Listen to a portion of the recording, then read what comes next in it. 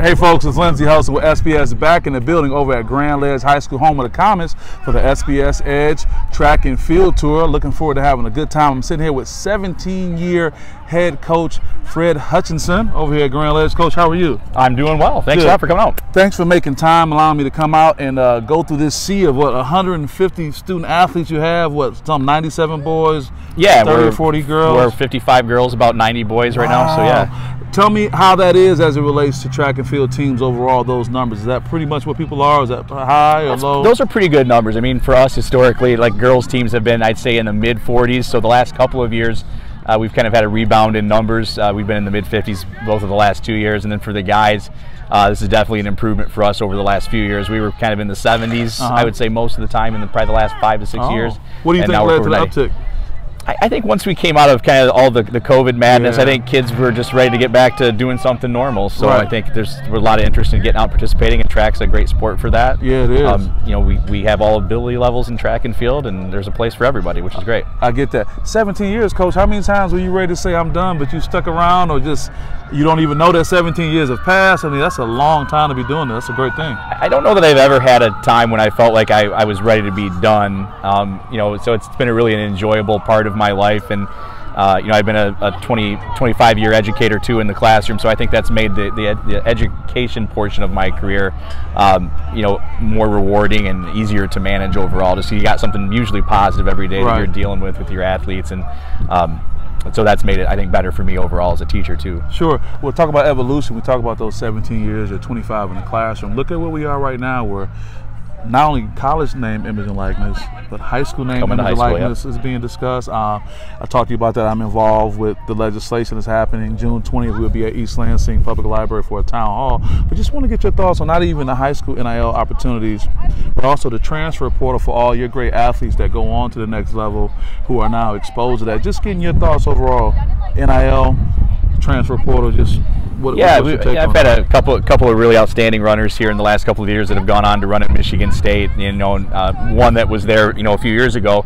when a transfer portal really wasn't a big deal. Then the girl that I have that's there as a freshman this year, you know, she's experiencing all those kind of things, and she's working on an NIL deal with some people, and it's very close, huh? Everything is close to home now. It's close, and it's happened fast. I mean, I think that's the biggest thing is these changes are happening so quickly. You know, how do athletes and parents and schools adjust to that? I think that's going to be a key thing as we move forward to hopefully help it be a positive thing for everybody involved. So I mean, ultimately we want it to benefit kids and their families. That's great too. But we just want it to be kind of a healthy thing for the kids in schools too. Well, staying with that, I'm going to put my sports psychology hat on now. The mental health aspect, you talked about the COVID piece. Even one of your athletes I sat with talked about that she had just came on when COVID was wrapping up, if you will, and that brought her in. Talk about what mental health means to you as a coach in 2024, and if you can kind of touch on what it's been like in the past compared to what it means right now. Well, I think just in a general sense, I mean, I compare it to my own experience as as a high school athlete a few years ago. Just a couple years ago. Just a couple years ago.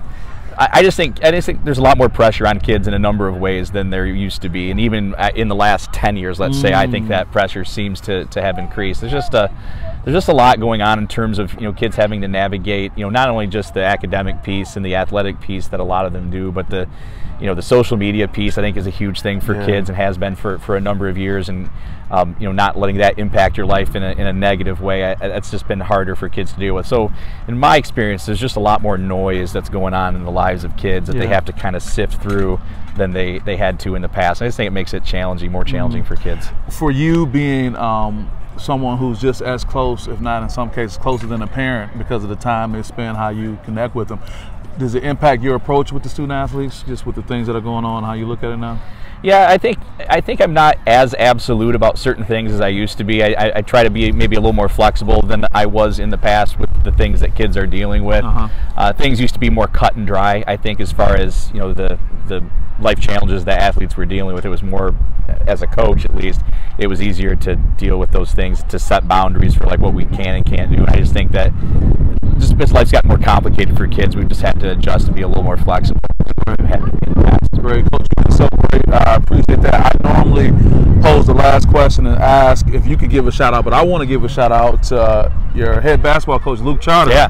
Put me in contact with you. Yeah, Luke's a great guy. Yeah, he's been fun. He's probably gonna hold me to some other things too, and I say that in a good way. Yeah. Talk about this coaching community out here, and then you can tell us who else you want to give some shout outs to as well. I think in recent years, I think I've noticed a real positive development in the coaching community, specifically in Grand Ledge. There's a lot of support from each sport toward other sports.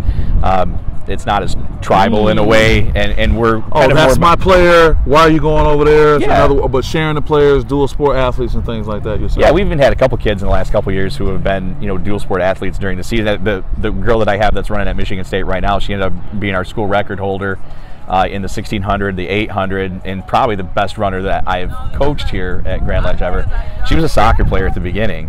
When she came in as a sophomore right after COVID, she played soccer and then showed up here when she could, and she kind of figured out she was really good at track. And had I not given her that opportunity, she might not have ever found her path to running. And she's obviously running at a high level at Michigan State. Coach, right I don't want to be controversial, and it wouldn't be here, but why did you determine that you said it was a good idea to give her that opportunity, and so many times coaches would justify not giving them that opportunity, if you follow what I'm saying?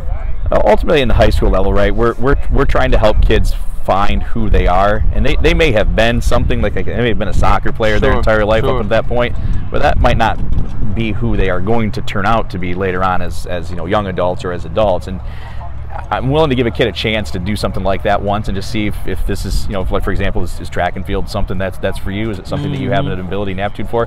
I would just feel bad if I wasn't flexible enough to give kids that opportunity. Sure, so, I get that. And with her, it obviously worked out really well for her. Well, that's a great story. Finally, any shout outs you want to give, Coach?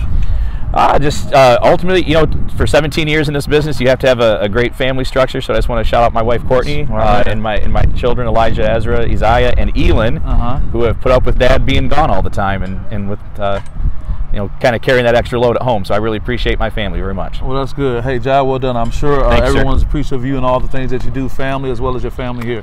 So with that being said, guys, Lindsey Hutchinson with SPS. We'll see you next time. Peace. Thank you.